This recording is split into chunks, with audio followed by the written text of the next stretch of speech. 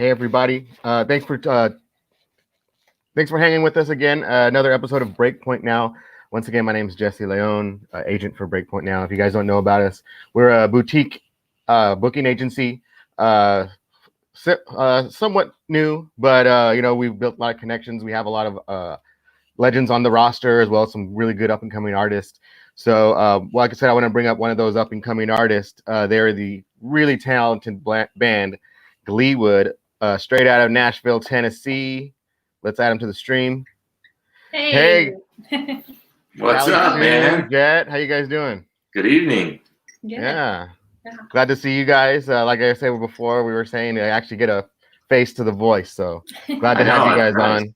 Yeah, thank you. Yeah. Thanks for being here. And I'm also, like you said, we just announced that you guys have joined the Breakpoint booking roster. So that's pretty exciting. I'm glad to be able to work with you guys on that front. Yeah, I'm looking forward to it too, man. I can't wait to where we can put together some tours and actually do what we all do best, right? I know. Man, I know, yeah. With the whole COVID thing, it's been, a tornado basically. But we always stay positive over here, and we'll do what we can, right? Absolutely, man. Yeah. I think it'll be good coming within the new year, and it'll be a lot of fun. We're really eager to play, and so I think a lot of folks are eager to hear some live music for sure. Oh man, you're telling me, that's why I got into this business, because I just love live music, and not being able to go to not be able to spend $10 a beer. I'd kill for a $10 beer right now. Right. I know. But cool. So first, let's start off. How did you guys meet? How did you guys create Gleewood? Oh, well, they are a little bit of different stories, but they're also the same. I wrote my first song the day I met Callie Sue in a bookstore in New Mexico. Where we both hail from.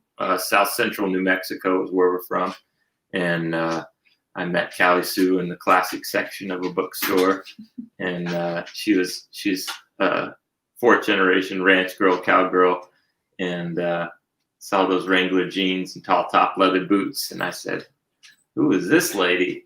Who is this lady? And so we met that day, and I got her number. Couldn't get a hold of her for a while because she lived out in the middle of nowhere, no cell phone service. Yeah. But I was inspired to write my first song that day. And then, what was it, 3 years later? Yeah, 3 years later that we really started. We actually did a couple open mics together where we would sing. And then it was because of you that I picked up the bass. I had always wanted to play a stringed instrument and hadn't really dedicated the time, didn't really know where to start. And really with the project Gleewood and playing with Jet, I learned how to play the bass. So it kind of, our musical journey and our love story kind of goes hand in hand. And we started out, naively playing anywhere and everywhere, living out of the back of our car for quite a while, playing folk songs because that's all we could pull off. And then we kind of evolved into a rock and roll band somewhere in there. Maybe it was all the dive bars. I don't know what happened. Yeah. We started writing a lot more rock and roll, especially after we started touring with a band out of Sweden called Secret Circus. Mm-hmm. And they helped us produce more of that sound. And out of Roswell, New Mexico is where we did a lot of that recording. And then, it's just been a journey ever since. And although we still play lots of rock and roll, we love stripping down to our roots. Back to the duo, and back to the acoustic duo. We've been doing a lot more of that lately, especially here in Nashville. Right. Oh, so you said you were originally from New Mexico. What made you want to move to Nashville? Obviously, it's a hotbed for music, but what kind of sparked that interest? Well, it was a long time coming, really. We got to tour the U.S. and Europe without having to touch any music city, really. Really having to invest in one, which was quite different and really exciting. We didn't really feel drawn to go to Austin or L.A. or Nashville or New York or any of those types of places when we first started. We just were like, man, we just got to figure out what we're doing and how to do it. And we got led on a really interesting trail of being able to book shows a lot on our own, and then with some small booking agents too. And we had a lot of fun doing that. And then the time came, we toured through Nashville on a little duo tour, actually, and we really enjoyed it. And then we had a couple of our musician friends from the Southwest moved to Nashville about 2 years ago. And they were telling us about just how awesome it was, all the education and the peers and just what you can learn. And it was really, really exciting. It sounded exciting. And we hadn't lived in a music city. And the timing was right. We got off of a really intense European tour, and we were ready to kind of settle for a minute. And so when we moved to Nashville, it was just the right time. Just the right time. Oh, I bet. Yeah, I'm sure. Yeah. I heard it's beautiful out there. I have another client from Tennessee. He's from Memphis, but so he's taught me a little bit about it. But yeah, I know it's a music hotbed. So yeah, why wouldn't you, right? It's like, why wouldn't you want to move to LA or New York? And like, if that's really what your goal is to break it in the music industry, yeah, that's what you have to do. That's awesome.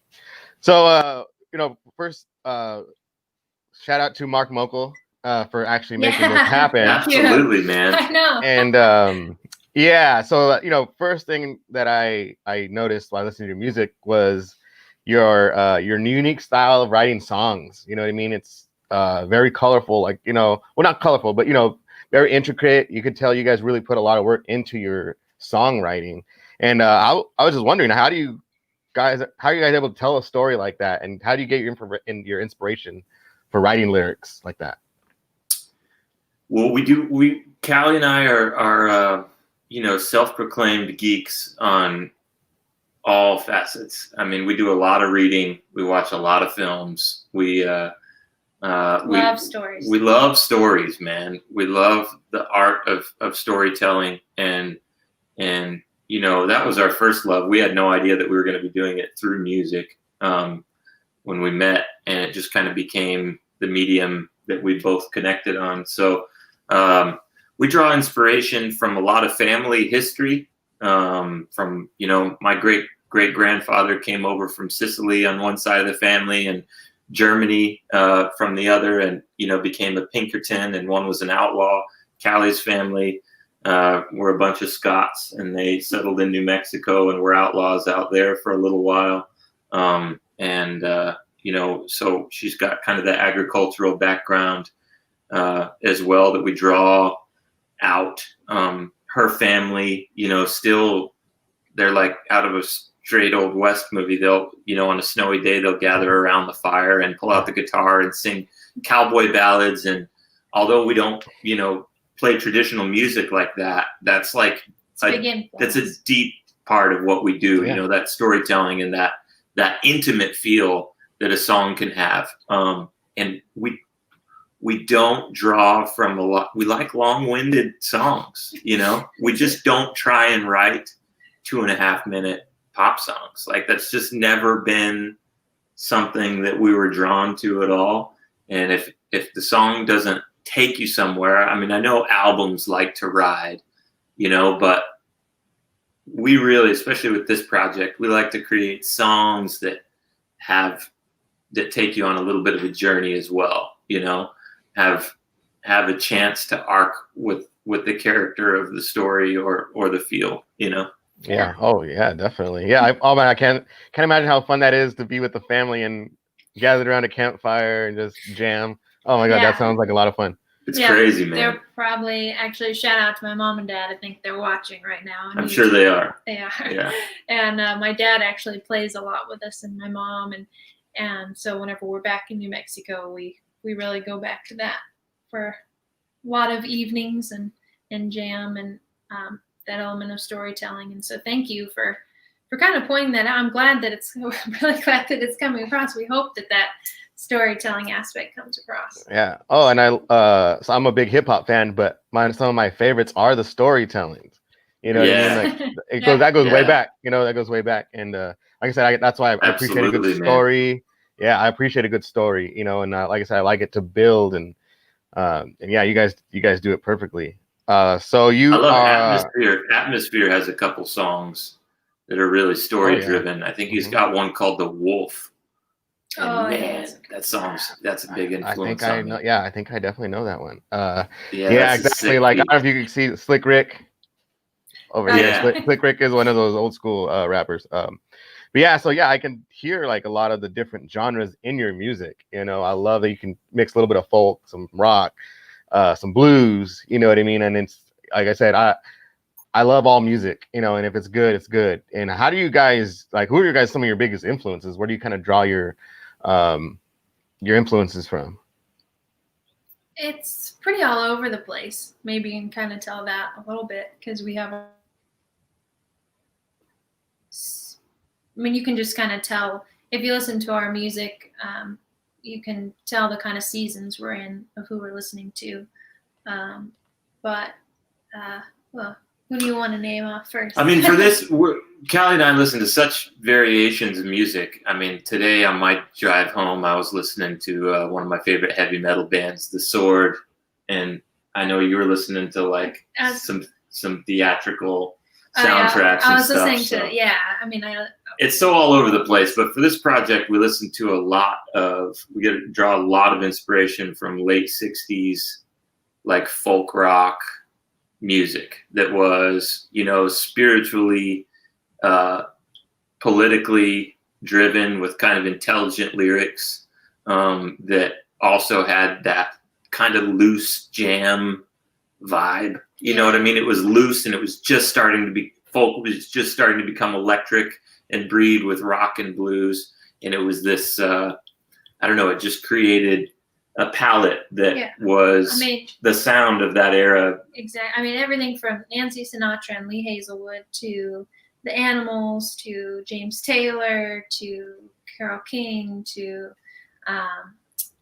Buffalo Springfield. But then, Miller Band. But then we have a lot of modern influences. We are 90s kids. So like when it's time to rock and roll, we definitely draw on the, garage rock revival scene, like the White Stripes and Black Keys and BRMC, Black Pistol Fire. Rival Sons and Ava Brothers are a huge influence. Well, Ava Brothers are like this pinnacle of encouragement and hope that like a folk rock band can really, really be true to themselves for their whole music career. At least that's how we feel about them. So they're a big influence. And then, I mean, that's the scope. And like I said, I think most successful artists do have to draw from different genres, and because if you just play one thing, you're kind of pigeonholed into that one thing. So like I said, most of the artists, they like to pick off a little bit of everything. So yeah, that's great. I know, like I said, I love hearing it because I could change it to like rock and roll's dead. That's more like that rock, that hard rock. Then that Whiskey Soothe, I got a little more of that blues feel, and I love to be able to like, change the same artist, different songs. You know what I mean? Like I love it. That's what drew me to you guys, and that's why I wanted to reach out and whatnot. But yeah, that's awesome, man. I appreciate that. Thank you. Yeah. Your latest release was Sweet Sweet Time, right? A couple years ago. So you're in the code right now. Are you guys working on any music right now? Are you guys preparing something else for you guys? We are, yeah. It's changed a lot. Like we had a lot of plans at the beginning of the year, like a lot of people did, I'm sure. And but the change has been a good thing. Instead of trying to produce a new album or a new EP like we had maybe intended, it instead turned out putting a lot of effort, a lot of producing this new single and really working on the lyrics and really working on the construction of the song, picking people we wanted to work with that we've met, throughout our time traveling. And we really went into the studio, just us, and a lot of folks had to do, distance recordings, but we really put a lot more work, I feel like, into the single. A lot more like ahead of time, carefully planned work and orchestrating like the string section and getting everything dialed in just how we wanted it.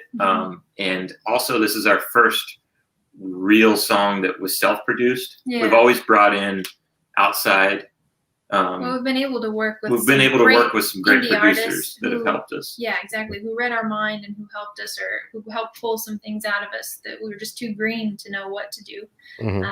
like Klaus Alman with Secret Circus and Yule and Richard Cagle, Dea in Belgium. Yeah, John Lennon, and just all these people. So this single was kind of, we were out here in Nashville, and a lot of people we knew weren't comfortable with getting into the studio, so it was just Jet and I and the engineer and Joey with Nebulous Records, and it was really awesome. So that's what we've been working on, but we've been taking our time. And there's two things, you know, a lot of our friends and fans and family have, you know, come to Gleewood shows to get, we try and always bring joy, you know, even though we have some dark songs, you know, we're sold out believers in Christ and what he did for us on the cross, and that we try, and even though we write and play dark songs and, you know, sexy songs and all that, we always try and wrap up the show with hope and joy. And, you know, that's kind of where our name comes from. And so this song is really close to the chest lyrically. That's going to be coming out. It's called Goodbye Yesterday. And it's just, you know, we had fans reach out to us and they were like, man, I need a song to lift my spirits right now. And so we felt compelled, even though we've been writing a ton of music, we felt compelled to write something that was fresh for these times in order to, you know, lay to rest all the trash that we let build up in our own lives before 2020 and got built up in our lives in 2020.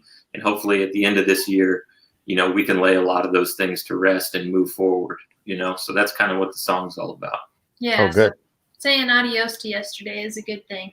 That's right. And letting the new mercies for each new day kind of take over. So that's the premise of the song. And it will actually be coming out publicly on November 24th. But anybody within our newsletter circle and everything is going to be getting it on November 9th. So awesome. Yeah. Right. Yeah. Yeah, I know. Yeah. What way to make new music is with something like this happening to you, right? Like, it's such good inspiration, you know. And like I said, a lot of my clients too, they're like, well, I guess I got to work on my album since I can't go touring. So, and they're on the same boat. They're actually putting more time into one album as opposed to just getting songs out real fast. So, yeah, right. Exactly. Like I said, I hear that from a lot of artists. You know, they can really work on their masterpiece. Mm-hmm. Yeah. Really, you know, and I can't wait for some of these albums to come out because it's gonna just be like, it's gonna be crazy. Great music's coming out of so many awesome artists for sure. Yeah. So I'm excited for that too. And so you guys are like, you guys travel a lot. You guys do an average of 200 shows a year, more than 200 shows a year, and obviously now you can't, you know. So what have you guys been doing to try to, like, you know, as opposed to your music, what have you guys do to kind of stay busy? Or you say you guys like to read, you guys like to watch movies? Yeah, well, we've really kind of had to put some of the musical things aside and let some other creative endeavors take hold. So we've done a few live streams here and there with the Gleewood project, but we've been focusing a lot on some writing. Jet's been working on a type of tour book, some stories from the road and from the tour, and then I've been working on a novel that I've been writing on for several years, but finally had the time to finish it because we weren't on the road. And so I've been doing that, and then of course Jet's Jet Black project, we've had more time to dedicate to that. Which my blues project, I've been working on that and trying to collaborate with people around Tennessee. And then just working. You know, we our fans have been super supportive, but we are still an independent band. We have worked with some labels in Europe, but you know, when it all hit the fan, we're like, well, we gotta change gears fast. And so I went out and got a job gardening, and kind of fell in love with it, man. And so I've been out in the gardens working here in Nashville and kind of learning a little bit of a new trade. And actually from that, you know, I've been super grateful, one, for the work, because there's tons of artists here that, you know, haven't been able to step right into something else to keep the money flowing. And I feel like I was really fortunate to be able to do that. And it was freaking hot this summer. So hot, dude. Oh my God. Oh my God. I was like, oh man. But but it was really cool because I've kind of come out of the gardens with a whole concept album of garden-based songs as well. Oh wow, which is kind of cool too. So maybe that's funny. Maybe some point in time those will surface. Yeah. But I am looking forward to sticking the spade in the ground and leaving it there for a little while when touring is available again. Yeah, but I mean the music industry has definitely taken a turn with, not being able to do from everybody, booking tons of live shows to absolutely zero going on. And same here in Nashville. It's actually been pretty, it really shook the city up. Just no tourism. And then, there's, 100+ shows a night here in Nashville, from big names to the smallest, and for that to go to zero is pretty disheartening. So it's got to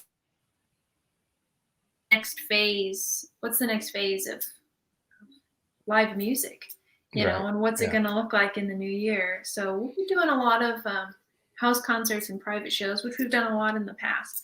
Limited ticket shows, as you know, and like kind of working towards very specific types of shows. I'm not sure if road dogging it will really be the answer in 2021, but we'll still get around the globe. Yeah.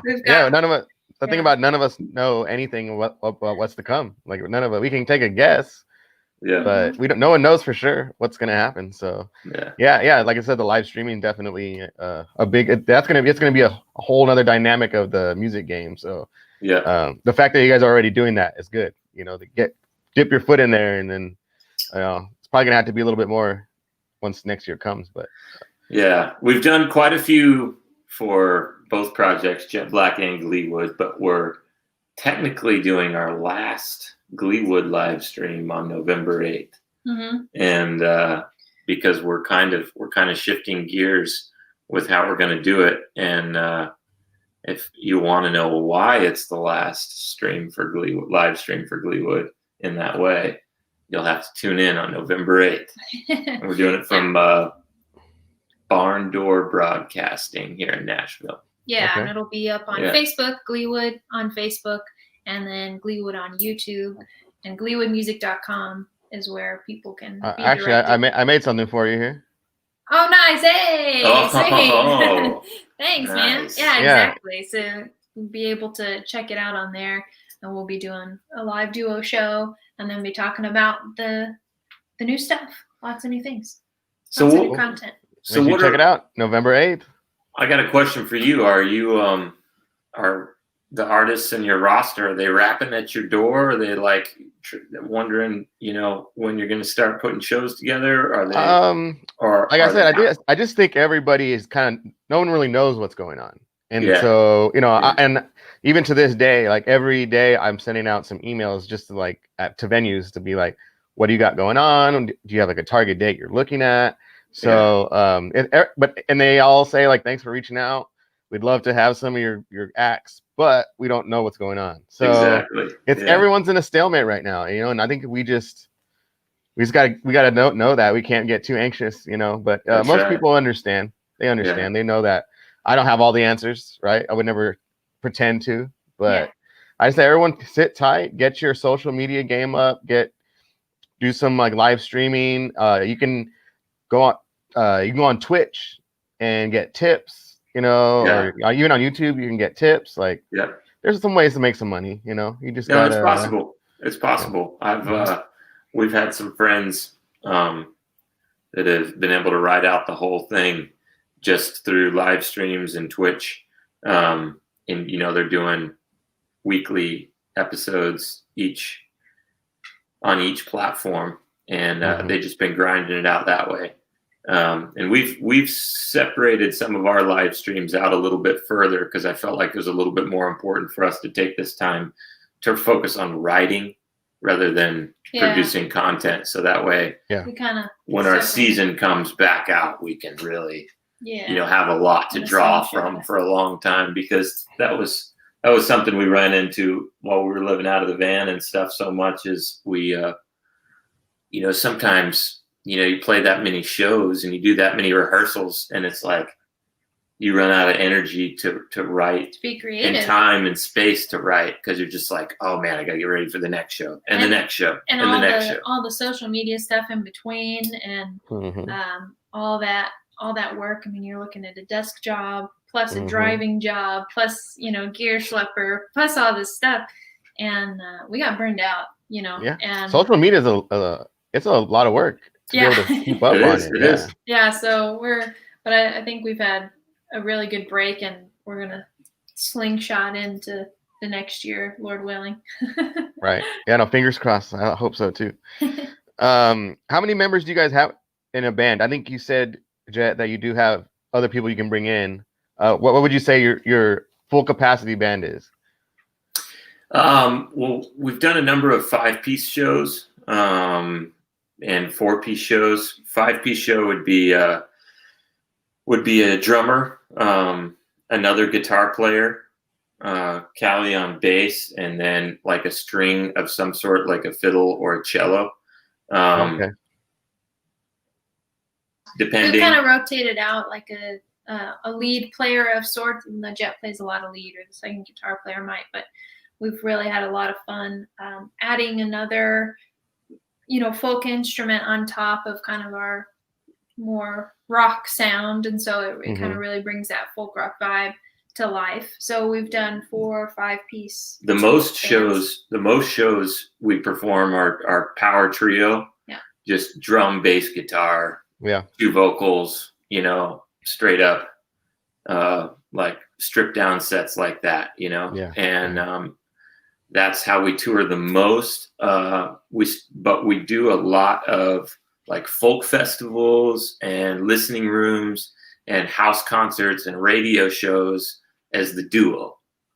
So, right. And how we do that is she plays the upright bass, and then I play resonator guitar, and then we both use foot percussion and kind of share the burden of the drums. Right. Okay. Yeah. So I saw that upright bass. That bass is badass. Thanks. It looks cool. Yeah. So that's kind of how we do it. It just depends on the scenario, you know. Right. It really just depends on what kind of venue we're playing. And thankfully our sound and how we write songs is very conducive to being fluid like that, where we can really strip it down and you can just hear our harmonies and how we play music together. Or we can expand it and turn it into jams, and you're like, oh, wow, you know, this one song that I've heard as a duo that's very sweet and kind as a duo can really turn into something that people can dance to and enjoy. And that kind of roller coaster is what we've always really loved about some of our favorite bands and influences. And so we like to bring that to the stage. You know, we hope that we have, and we hope that our fans have enjoyed those kinds of shows. They get a little chaotic because it's kind of like rewriting the songs each time. You know, you get the new band members in, and all of a sudden, like, okay, we've got this new instrument. All right, how are we going to put it into this song? And so on and so forth. So it can be a bit of a ride, but that is what's really fun and what we've really enjoyed about what we've been blessed with in the past, with playing with so many different talented people from New Mexico and Europe and across. It's been really cool what we've been able to do on stage with people. Man, sometimes it's completely flopped.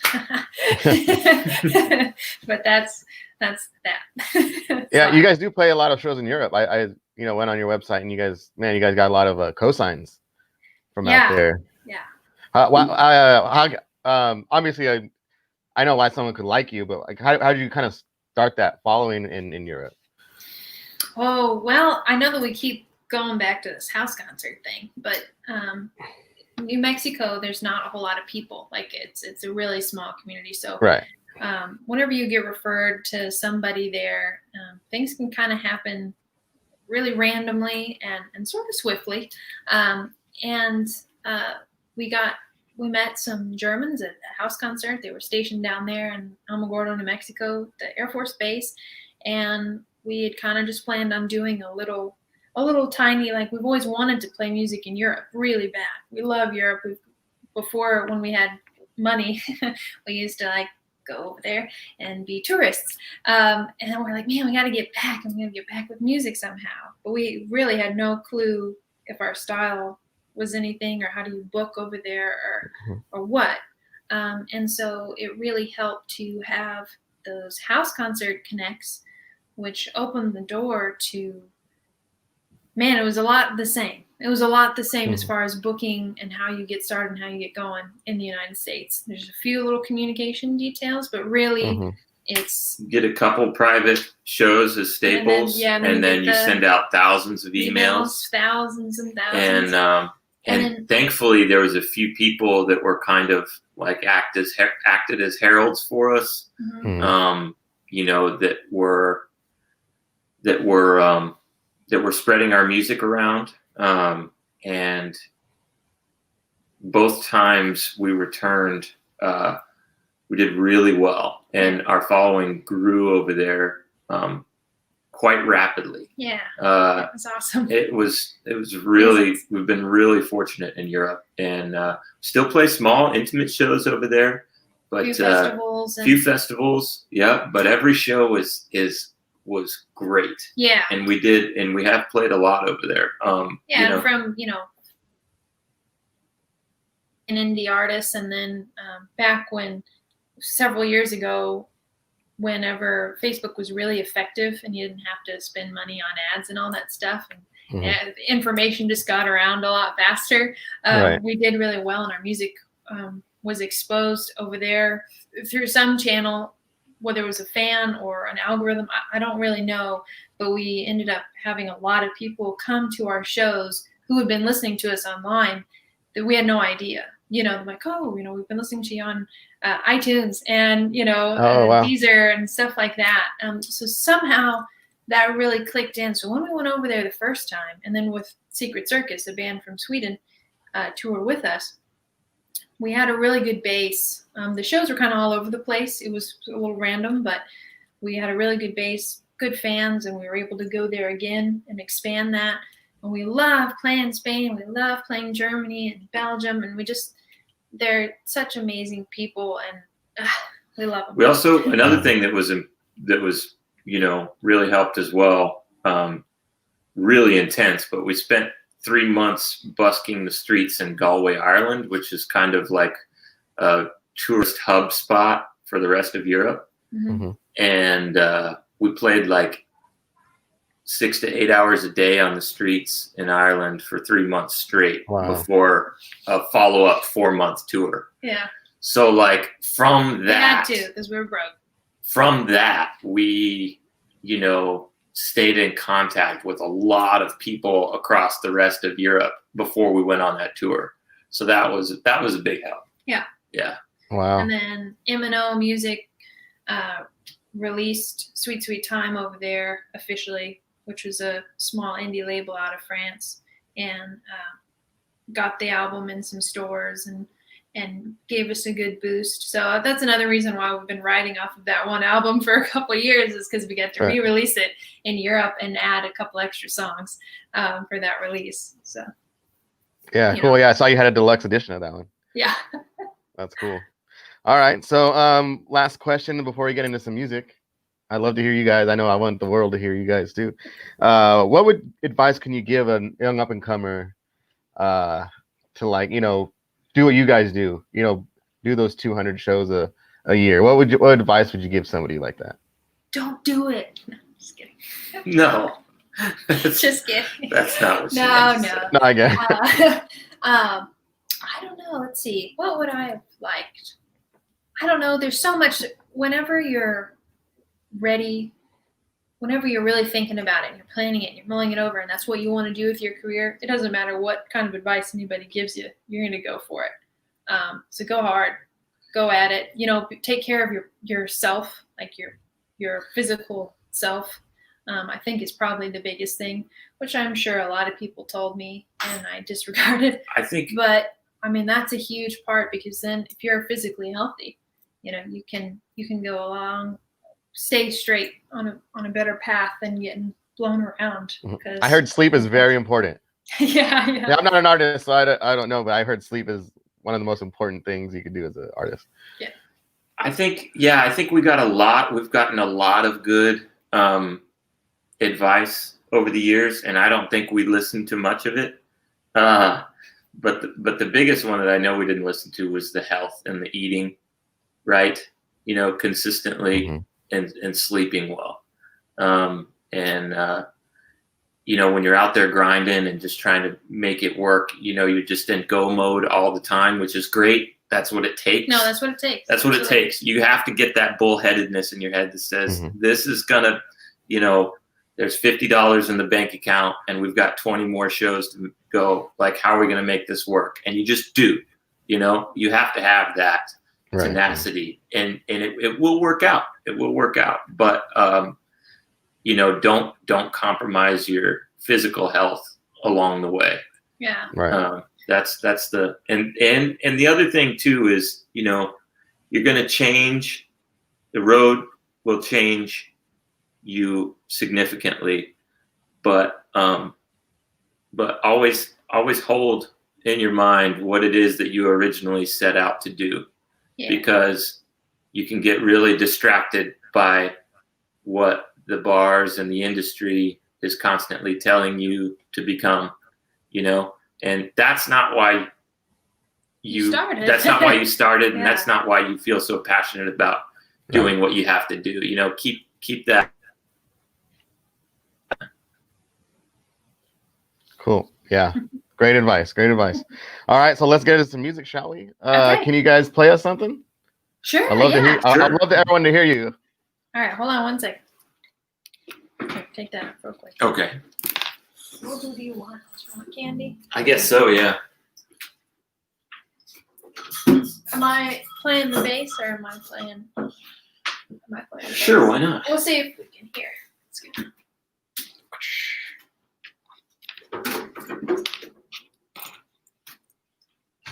The sound won't be its best because we don't have everything we need at the moment for this kind of thing. So you may not hear the bass super well, but it's.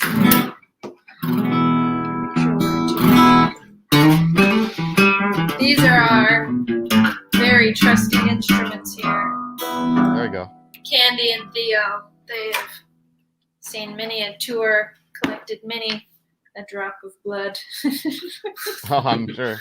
And lots of sweat. So I'm going to remove myself from the stream. That way the focus can be on you. Let's do Colorado Brew. Well, most of our fans know the story behind this one, but since you're a story man, we'll kind of fill you in just a little bit.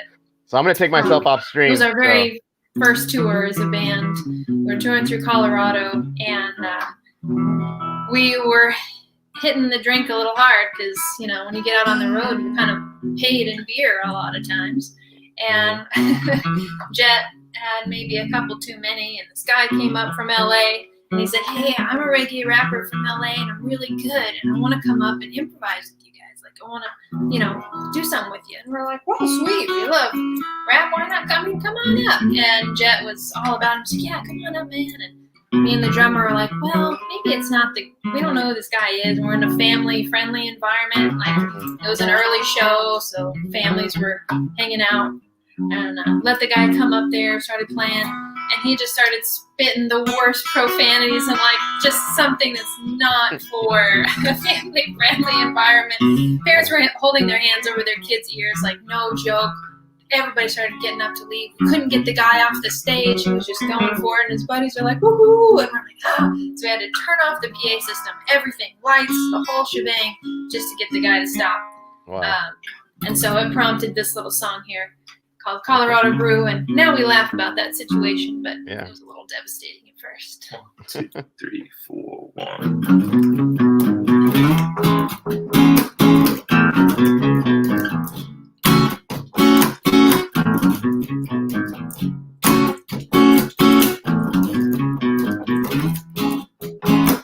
Well, there's a couple making out At the bar, and the lady's staring at me I don't know why, as if I had 2 heads. and only one eye. Oh, but I shouldn't worry. It's not my fault, And I know that I sound great. and confused But if you were here, then you would know. what to do. Well, there's a man that wants my mic. He won't let go. And this place is getting crazy, out of control. and it's like I'm up here all alone.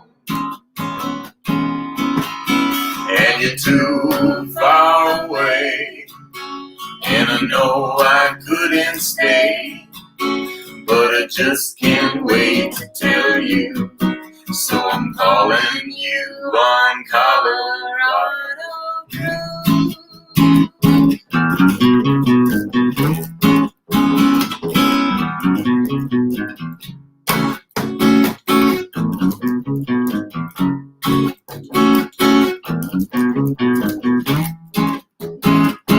So I play another song, It worked this time, but not a person sings along. that's no surprise. So I play the same song twice. I don't know why, Oh, but you know I shouldn't worry. it's not my fault. And it's like I'm up here all alone. And all these heady times make for missing you.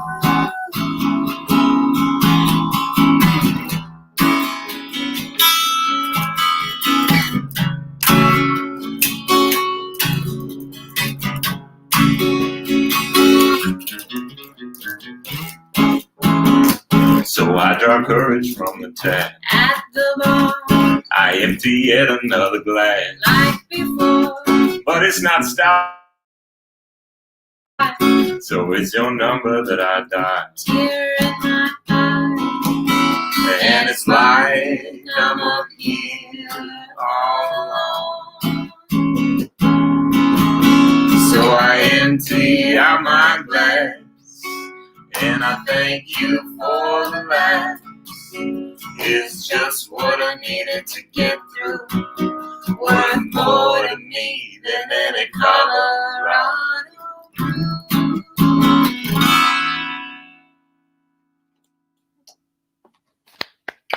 Love it. I love it.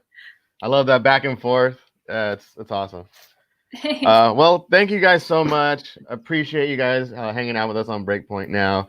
I'm really excited to work with you guys in the future. Likewise, You know, yeah. we'll So, definitely, hopefully, once things kind of calm down, we can get back to normal a little bit. But yeah, I really appreciate you guys, and another big shout out to Mark Mokel for hooking this up. yes, thank you, Mark. Shout out to your parents that are watching too. Thank But you. yeah, yeah, thank you so much. I appreciate it, and we'll talk soon. Okay, guys. Thank you, Jesse. Stay groovy, man. See ya. Easy. Well, there we go. That was another episode of Breakpoint Now. Thanks for tuning in again. I'd like to shout out some of the sponsors that we have, artistrewards.com, as well as gettheplugs.com. You check them out. They've been so gracious to sponsor us, so you check them out. Also, if you guys want to check me out on IG, I'm at jesse.breakpoint.booking. Also, check out Breakpoint Booking on all social media where you can find it. But yeah, once again, thank you for tuning in. We will check you guys next week, and you guys all stay safe. Please go out and vote. It's very important that you get your voice heard. It doesn't matter who you're voting for. Just make sure you do that. Okay. It's a civil duty that we need to exercise. So you guys all take care, and I'll talk to you guys later.